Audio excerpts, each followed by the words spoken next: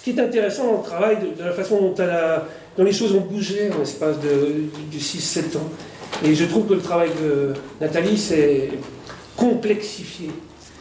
Ils font tant de complexe ici dans la possibilité qu'il ouvre, comme des possibilités de déclore en quelque sorte. Moi j'avais écrit un texte qui n'est pas, enfin, qui est un texte, qui est une partie d'un texte qui réfléchissait sur la question de d'éclos. Et j'avais le petit texte qui circule là. Qu'est-ce qui ouvre et ce qui clôt, par exemple, c'est une question intéressante. C'est une façon d'aborder, c'est une possibilité philosophique, donc d'aborder l'esthétique de Nathalie, c'est-à-dire qu'est-ce que le bord, par exemple, c'est très important, la question de la limite ou de la bordure. Alors je m'adresse peut-être un peu plus savant, là, parce que forcément l'art vit de sa propre mémoire, donc on ne vient pas en art comme ça quand on a fait des études, qu'on n'est pas un artiste d'art brut, on connaît, on choisit une généalogie, on choisit des maîtres, et je pense qu'il y a quelque chose d'un dialogue avec Matisse, par exemple, je pense, et je pense qu'il y a quelque chose, je dirais sommairement, qu'il faudrait creuser, entre ce que j'appelle la nature et la structure. C'est-à-dire que, comme vous disait Nathalie, il me semble que l'importance des grilles chez elle, l'importance des photographies qui sont en amont, ce qu'elle dit qu'elle glane, en fait elle photographie. Glaner, c'est aussi être dans la concrétude, c'est-à-dire aussi partir d'un matériau qui consiste à se promener avec un téléphone portable, ou je ne sais pas, parce qu'on peut faire des photos aujourd'hui avec à peu près tout, et de choisir des agencements. Des agencements qui sont concrets, c'est-à-dire qui partent de ce que l'on voit. C'est pour ça que je mettrais un petit bémol, il me semble que c'est plutôt une peinture concrète qu'une peinture abstraite. Mais bon. Et ce que je voulais dire, c'est que de là naît aussi une position du voir, quoi. Ce qu'on peut demander aux artistes complexes, c'est de nous apprendre à voir, parce que voir, c'est toujours quelque chose qui se rejoue. Voir, c'est travailler. C'est Jean-Luc Godard qui dit ça, je pense que ça doit être au fronton de toutes les mairies. Voir, c'est regarder. Ça veut dire, c'est travailler, c'est juste on ne travaille pas à voir, on ne voit pas. Et l'artiste, c'est toujours quelqu'un qui suscite justement quelque chose de ses bordures, quelque chose de ses limites, quelque chose qui est entre structure et déstructure, quelque chose qui est entre... voilà, bon, on peut déplier, de toute façon j'improvise, hein, mais on peut déplier des axes de lecture. Par exemple, la question de la ligne est très importante. Et la question, ce qu'elle disait, la façon de travailler avec les fleureuses, par exemple, ou la défonceuse, hein, c'est pareil.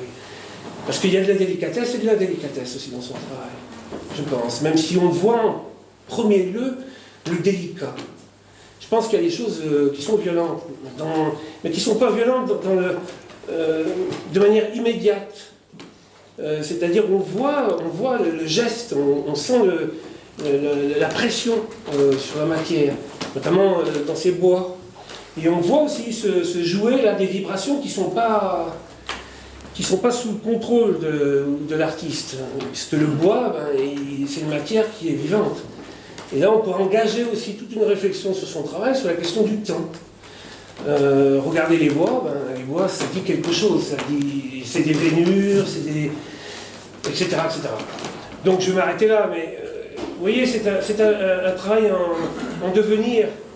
C'est intéressant aussi, je voudrais finir, que le GAC donne la possibilité à Nathalie de faire une exposition rétrospective, une exposition plutôt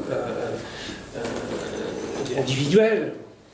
Rétrospective, il n'y a pas toutes ses œuvres ici. Pourquoi? Parce que ça permet aussi de voir un peu comment se dessinent des obsessions, comment se déclinent des questions, d'être envisagé aussi comme la peinture, enfin cette peinture-là, comme une question ouverte. Hein. Ça, c'est intéressant.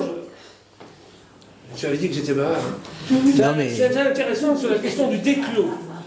Le déclos est un concept philosophique magnifique, alors qu'on est dans une période, malheureusement, où on n'arrête pas de parler d'enclos. Enclos. Ça va venir, on n'entendait pas le son de cloche, c'est enclos. Pour aller même sur un autre terrain, mais j'y attends.